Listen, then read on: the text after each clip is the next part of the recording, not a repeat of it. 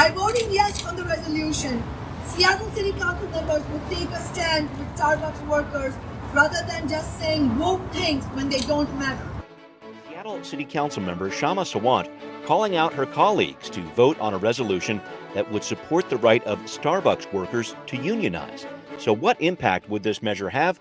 What about a plan to provide a minimum wage to app-based workers in Seattle? And how is Governor Jay Inslee going to keep areas under our state highways and freeways clear of homeless encampments? Well, we are tackling these big issues and a whole lot more this week on Seattle News, Views, and Brews. I'm Brian Callanan. I'm a host on Seattle Channel. The views expressed here are my own. And joining me is David Croman from the Seattle Times. David, good to see you here. I got to say, I keep on seeing these forecasts of a false spring that's out there, and I have to freely admit, I enjoyed this past weekend, but I feel like I'm living a lie. What do I do? Talk to me about this. Yeah, I think this happens every year. Mm-hmm. February is always surprisingly, you get these like really nice February days and everyone's like, spring is here. And then, Oh, no, it's not. unfortunately, March and even April and sometimes even May and June just don't. Right. Don't follow through. But well, enjoy them while we have them. That's right. You know what? That's the important way to do it. Thank you very much for that. Well, thanks also to City Grind Espresso, our background noise sponsor for the audio podcast. They're on the floor of City Hall. Please do support owners John and Riley and support other small businesses too. Thanks also to our patrons. We had Logan and Mackenzie joining up last week at the $10 level. They're getting themselves a mug just like this one. David's mug is actually in the wash, folks. He wants to make sure he's sanitary about it. Yeah. We'll clink next time, my man. Mug Club members, I should point out, always featured on our mugshot of the week. And this week, it's Ellen with her mug full of bubbly water on ice. Hey, whatever gets you going in the morning there, Ellen. Appreciate you sending in the photo. Thank you for your support of the program as well. If you would like to support the show, please do. And thank you as well. Check out Seattle News, Views, and Brews on Patreon. Finally, thanks to Converge Media, the video version of our podcast is on Converge Wednesday nights at 7. Off we go with Right Here, Right Now. Well, here we are in the second full week of February, and the City Council is really starting to percolate here with a resolution from Councilmember Sawant expressing the City Council's support for Starbucks workers who want to form a union and also urging Starbucks to accept card check neutrality. Now, that last part there is a process by which employees would say, we want a union by majority. The company would then recognize that entity and not go through the usual National Labor Relations Board elections process. So that's what that means. David, thinking about this, 3 Starbucks stores in Seattle, as I've seen it reported, have filed for union elections. We can get to those details in a little bit here. But first off, do you think the council is going to support this resolution? What do you think? Yeah, I don't know. I think resolutions, the role of resolutions always gets a lot of scrutiny because, in the past, the city council has, and in particular, Councilmember Sawant has run a lot of resolutions about,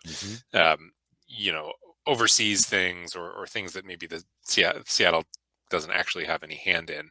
This is a little different because Starbucks stores unionizing in the birthplace of Starbucks carries some kind of more significant weight for the company, I think.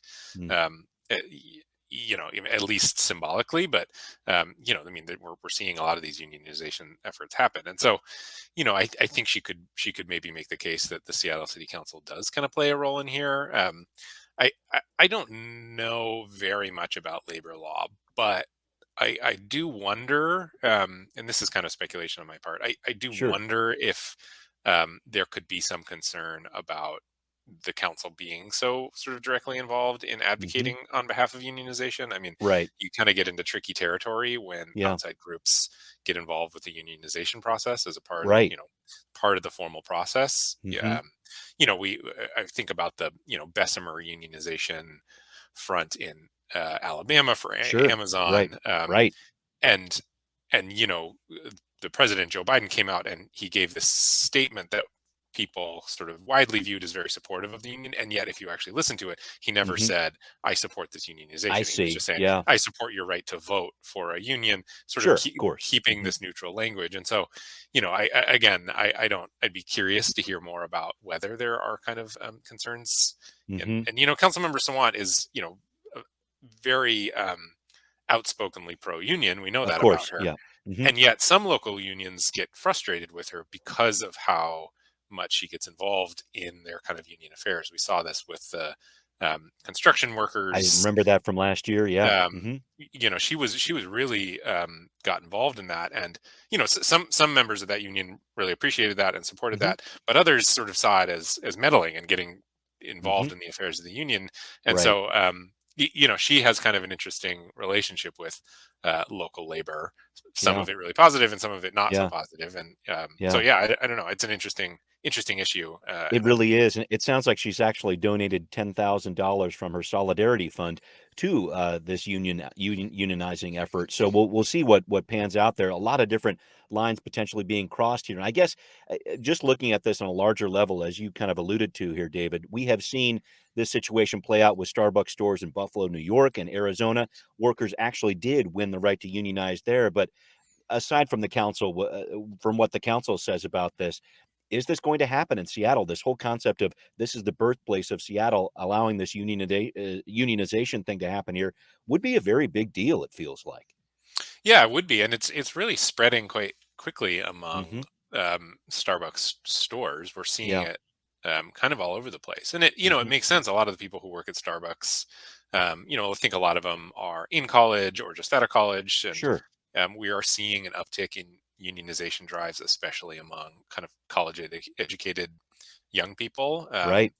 Media in particular. Media's had a lot of additional unionization, and True. um, so yeah, I mean, it's interesting. You mentioned. I don't think Starbucks is going to voluntarily recognize this. I think they're going to No. Yeah. push every one of these to a vote for sure. Yeah. If indeed it But does go through. Right. it would be it'd be interesting to see if this ever hits a tipping point, because if you kind of go one store at a time like this, it's going to take a Yes. long time Yes. for every store. But Hmm. I don't know if I imagine that some kind of large unions in the country are talking about what it would Oh, take yeah. to kind of do a big sweeping drive. Hmm. Hmm. So yeah, I mean, it's a really fascinating time for labor, because in some sectors, manufacturing in particular, it's really Sure. declining. But then in other sectors that have more of the kind of college educated young people Yep. involved in them, you really see unionization taking off. And Starbucks, I Yeah. think, is a good example of that.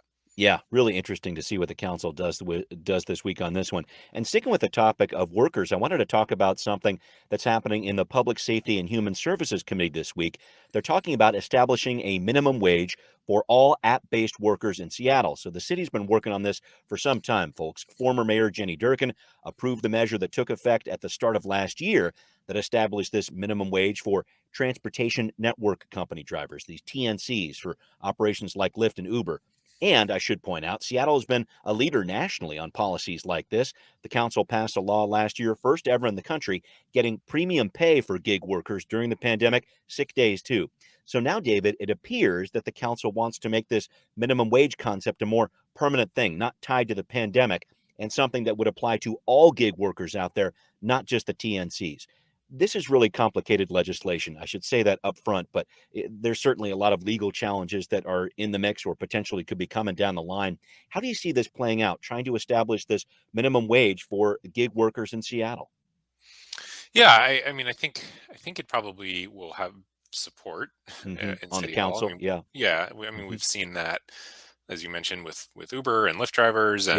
and the city has been kind of first in line to uh, add, as you mentioned, to add more regulations to gig workers Yeah. and things Right. like that. But at the same time, a lot of these companies have fairly strong lobbying efforts, and I think there is a certain amount of not insignificant amount of people who work for these companies who do it specifically because they're not employees. They like picking up the extra hours and things like that. And so that's Hmm. that's really always been the question with efforts like this, is like how far, really the question is how close are you getting to defining these people as employees. This is the whole thing. Are they Yeah. employees? Are they contractors? And I remember a big debate about this down in California, shoot, end of 2020, when they were talking about this and established very firmly in that resolution, or excuse me, that measure that was passed there, the Proposition 22 down there in California. And it said these workers are contractors. And Mhm. there's a lot of industry behind that. Uber and Lyft put millions of dollars into that campaign to firmly establish their contractors there. And it's interesting you bring that up because I think as contractors, there are less protections for these workers. They're not guaranteed a living wage. They are not guaranteed the sort of protections that an employee might have when it comes to safety concerns that come up as drivers or whatever else. If someone gets hurt in a crash, etc. So that's a very, very important distinction there between employee and contractor. I feel like the council is trying to walk a really thin line here.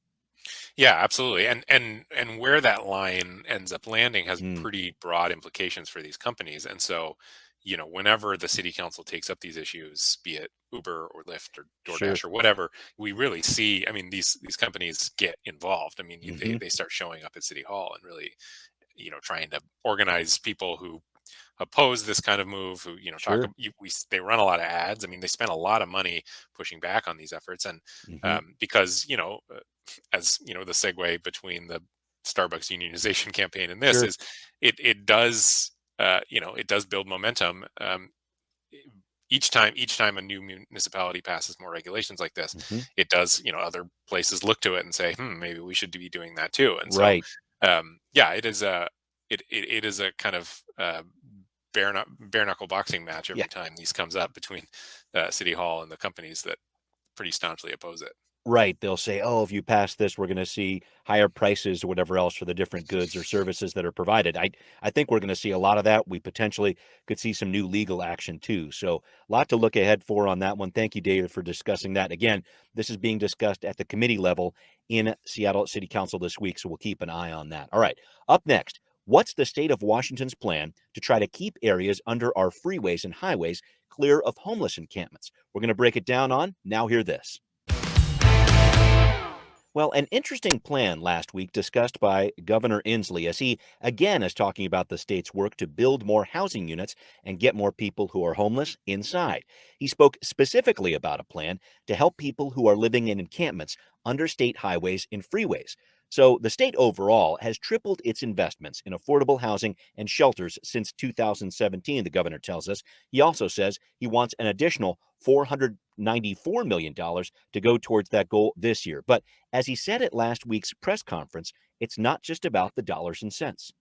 We know funding is crucial, but funding is not enough to move quickly against this urgent situation.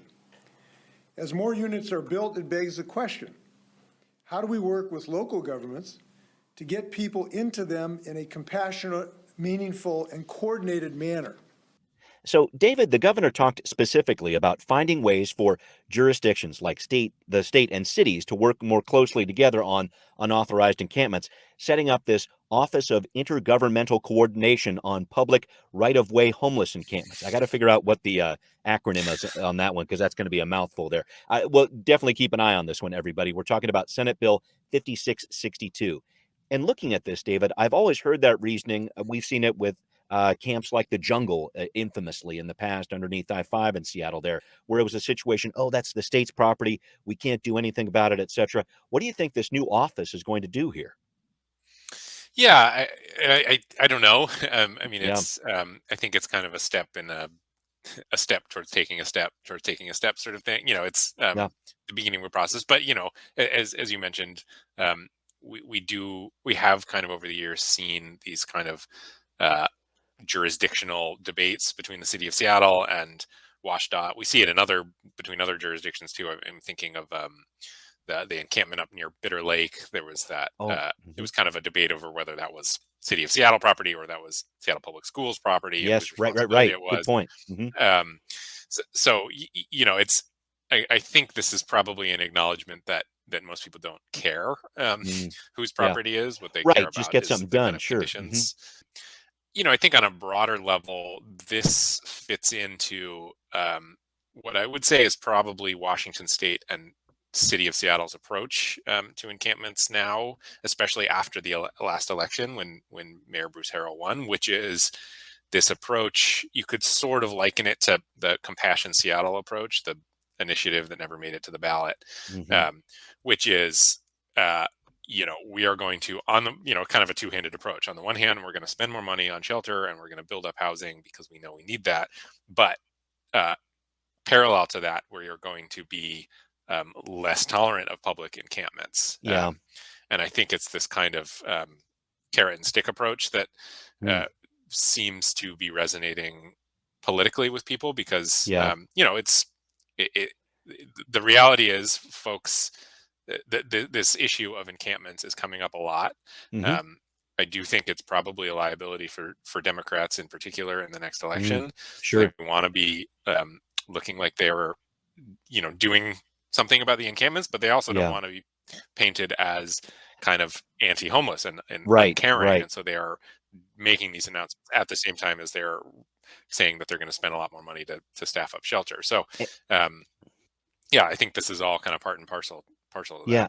It's really interesting to look at this because I think in reading through some of this legislation here with 5662, very careful to point out that DOT, at least the Washington State DOT, would not be responsible for the actual work of clearing out encampments or whatever else. And they would actually work with these different jurisdictions like City of Seattle, et cetera, to do that type of work, have the public outreach going on there. DOT would be doing some of the cleanup, let's say, of trash that might be accumulating, but they wouldn't be doing that direct interaction. I just come back to this idea of, and this is the big question that's going to come out of this, will this simply lead to more sweeps? I think a lot of homeless advocates have to be asking that question. Yeah, right. I mean, the really the biggest question of them all is, does if you are removing encampments, I mean, where do those people go? Hmm. Hmm. I think we heard that some, it was not with a ton of evidence backing it up, but you mentioned the jungle, and we did Hmm. hear a lot of talk about when the jungle under the highway was closed, that a lot of folks moved into the Chinatown International District or Right. surrounding communities, which of Hmm. course um, did not bring those people housing, nor was it preferable for the people living and working in Hmm. the Chinatown International District. And so, Right. um, when you talk about the timing of this, if the goal is to open up a lot more shelter, I mean, shelter takes a long time to build, so I was going to you say, can yeah. budget for it, but you still got to find land and set it up. It has Hmm. to be the right kind of shelter, because we know fairly clearly that temporary shelters with a lot of rules and restrictions and things like that, there are a lot of folks out there who would prefer to live in their tent than to deal with that. Yeah. And so, Right.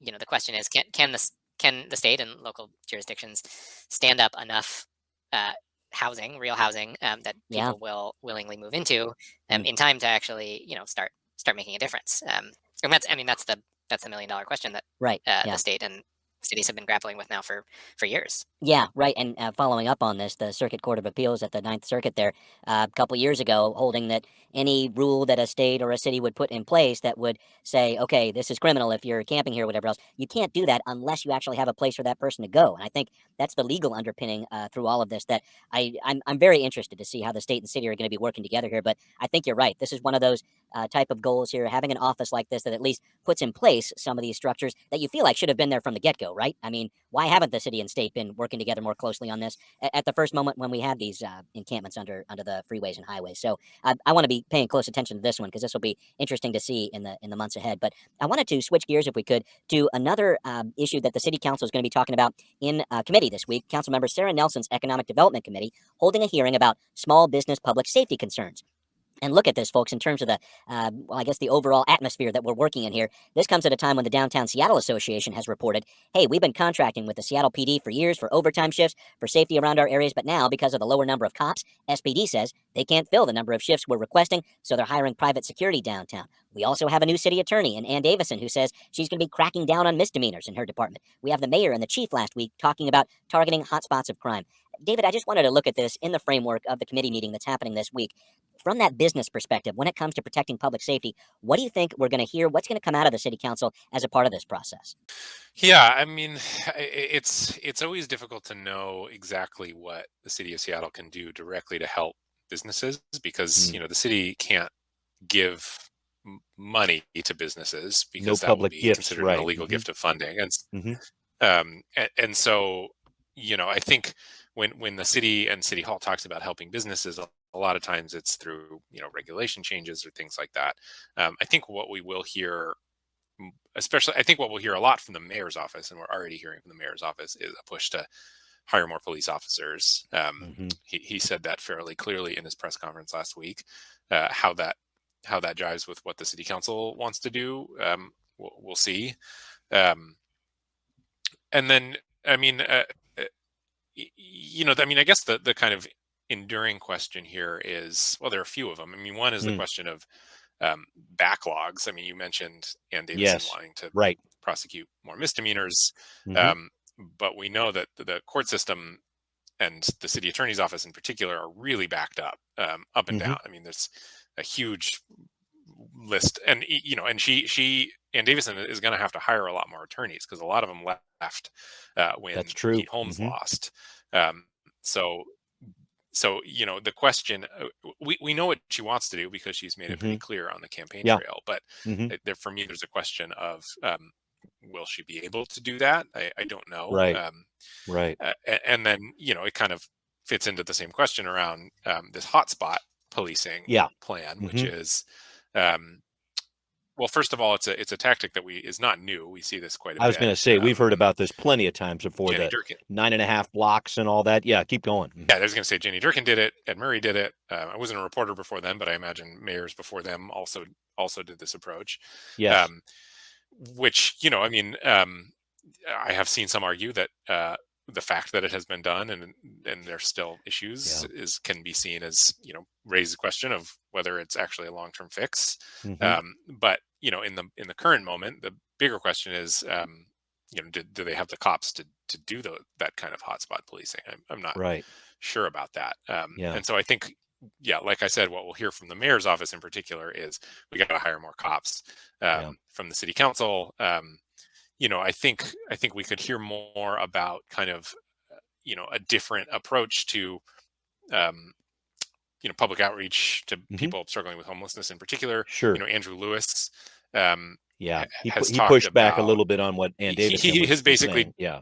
Hmm. yeah, he basically said, you know, the people you really care about are committing felonies. They're not committing Yeah. misdemeanors, and the city of Hmm. Seattle is not in charge of felonies. Right. He was arguing, prosecuting misdemeanors isn't really going to get to the meat of the problem. What you really want to Hmm. do is go after the kind of bigger head honchos who are organizing some of this crime, and that happens at the King County Prosecuting Attorney's Office. Right. So Right. I think this is going to be this back and forth that we're going to be hearing about. Yeah, and I thank you for bringing up the mayor's press conference too, because he brought up a few different things, trying to take a holistic approach, as he put it. We hear that adjective quite a bit too, but he also said he would stay in his lane when it came to other people in elected positions like the city attorney and this whole idea of prosecuting misdemeanors here. This whole idea of staying in your lane and what that means here, I think is going to be really interesting. I mean, are we talking about potentially that power struggle emerging between what the mayor wants to do, what the interim police chief wants to do as he tries to audition for a job, I guess, with Mayor Harrell, who still hasn't picked a police chief yet? Is it talking about the council as well? I wanted to talk about that whole staying in your lane concept here. I thought that was an interesting phrase to use. Yeah, I did too. And I can't really remember. Um, well, the times I remember elected officials saying that they're staying in their lane is when the other lane is like too hot and they don't really want to touch it. Right, um, right. whereas when the other lane is like something that they want to take credit for, then they're Mm, more than happy to swerve into hmm. other people's Sure. lanes. But Okay. I don't know if that's what's happening here. I mean, I Block that think metaphor. Okay. Yeah. Keep going. right, exactly. I think I think Bruce Harrell ran on not sort of picking fights with other elected officials, and my hunch is maybe that's what he's not trying to Hmm. um, dictate how newly elected officials should or shouldn't be doing their job right away, Hmm. because Hmm. that's not really the campaign that he ran on. Yeah. Um, at the same time, Ann Davison is going to be a controversial city attorney. There's no doubt Hmm. about that. Yeah. There's a lot of strong feelings about that race, and uh, if as mayor, maybe Bruce Harrell kind of wants her to figure that out on her own, and Yeah. uh, Yeah. not step too far into that. I don't know.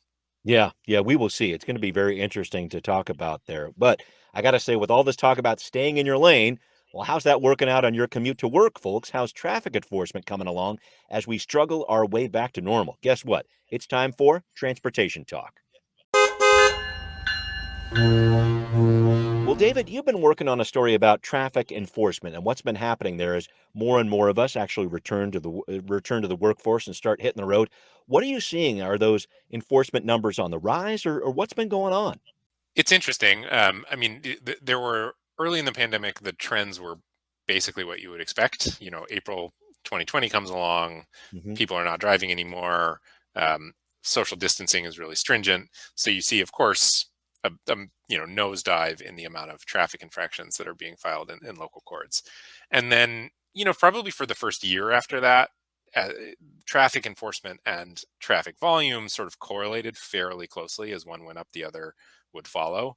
Um, but what we've seen in basically in almost all of last year, is that as traffic volume, at least on state highways, basically got back to something pretty close to normal, traffic enforcement did not do that. And in fact, last summer, it started to fall again. And Mm. so in October of 2021, there were fewer traffic infractions across Washington state that there had been at any point in the previous 2 years, except for that first month of the pandemic. Hmm. And so what we're seeing, is, whereas before the drop was related to the pandemic, now what we're seeing is, at least what I'm hearing from law enforcement officials, is they're saying this is due to staffing at Okay, this I was point. going to ask. Yeah, so That not just basically City of Seattle police isn't the department. only agency going through this. There are other state agencies out there, or agencies across the state that are dealing with this too. Right. Yeah. So, Yakima, 75% of its traffic unit is not doing that right now. Okay. Spokane got rid of its traffic unit. Everett is down to just one person doing, Mm. so this is a fairly consistent story. There is another interesting part, though, which is, slightly more difficult to prove, but it is suggested some in the data that when some of the state level police reform laws went into Mm. effect in July of 2021, in that right on the first of the month, the difference between June of 2021 and July of 2021 is Hmm. really stark. There's a massive drop off of traffic enforcement that has Wow. not really recovered since then. Hmm. And have heard from some law enforcement officials that this is related to this ongoing question around confusion, and what the new use of force laws, Hmm. do or do not allow police officers to use. Right. This is When very can they hotly do debated whether pursuits the and things like police that? are Yeah. Hmm. right, very hotly debated if law enforcement is reading this correctly or not. Hmm. But Hmm. regardless of how they're reading that, the data does seem to suggest that they're reading it in a way that they are taking a more hands-off approach to traffic enforcement. And so, it's kind of a hairy issue. But as of in November of 2021, even as traffic volume was basically back to what it was pre-pandemic, traffic enforcement is still 50% of what it used to be. So it's Wow. quite a significant, drop off. Hmm. And who knows if or when it will return. Wow. We'll keep tracking that, and I guess see also what more crashes, more deaths, or whatever else. Are some of those stats kind of correlating with this, or what are you noticing? Yeah, that's an interesting question too. I mean, the tough thing about this is, it's pretty difficult to I mean, there's a lot of correlations. It's kind of difficult to conclude any causality between all Mm. of these things. Right. Um, Right. but it is true that it was a particularly deadly year, and there Hmm. are a lot of anecdotes about people speeding. It's hard to know how much of that. I mean, there's so many things. As one person put to me, there's so many things that are just weird about society right now. It's hard to Yep. kind of pinpoint any one reason. There are people who blame enforcement, being Mm. down for some of the seriousness of crashes. Yeah. There are others who don't think that bears out. I mean, Mm. there is some data that suggests that, um, not all populations, respond to enforcement equally. Yes. Right. And so, it's a tricky issue. This also comes as people are, there's a lot more scrutiny on what do traffic enforcement and traffic stops eventually lead to. I mean, Yes. there are a lot of instances of, particularly black Hmm. motorists being pulled over for relatively minor crimes, and then that Hmm. turning into something, deadly. Yeah. And so that is also kind of part of this conversation. So, Wow. um, the fact is traffic enforcement is down, and then surrounding that fact is a lot of kind of really interesting conversation and analysis around what the future should look like. Some people argue maybe that shouldn't come back up. Yeah. Some people say it's a life or death matter. So it's Mm. it's an interesting issue. I like it. And questions that lead to answers are great, but questions that lead to more questions, I like those too. So thanks for following up on Right. that, David, here. But we do need to wrap up. And we've both been watching the Olympics, but I noticed you actually pointed this out on Twitter here. You've been noticing a lot of advertising for jobs with the Washington State Department of Transportation. Is WashDOT looking for figure skaters? What are you noticing out there? WashDOT is looking for anybody that they possibly can because they have a With a pulse. staffing Yeah, shortage right. across their entire industry. Yeah, exactly. So yeah, they are. These ads have been running at basic. I mean, I'm watching it on a streaming service, so I think it's Yes. more targeted specifically to me. This is not the national NBC Right. feed. We're going to get this Um, transportation but reporter. yeah, I so see. they Yeah. are. Yeah, exactly. So yeah, they're asking. As far as I can tell from their ads, there is no position for which they are not hiring. I So if see. anyone's looking Wow. for a job, WashDOT is hiring. Now we know. Now we know. Well, David, thank you as always for Yeah. breaking it down with me. I really appreciate that. And thanks everybody everybody who's out there listening. This is Seattle News, Views, and Brews, your coffee break political podcast. Really glad to be with you once again. Thanks especially to our patrons out there. Make sure you subscribe on iTunes, Spotify, wherever you might listen. Again, please do support our show on Patreon. Always appreciated. You can always find out what's brewing in local politics right here on Seattle News, Views, and Brews. Thanks for watching on Converge Media too. We will see you soon. Seattle News, Views, and Brews is an independent production of Callanan Media Services. Copyright 2022.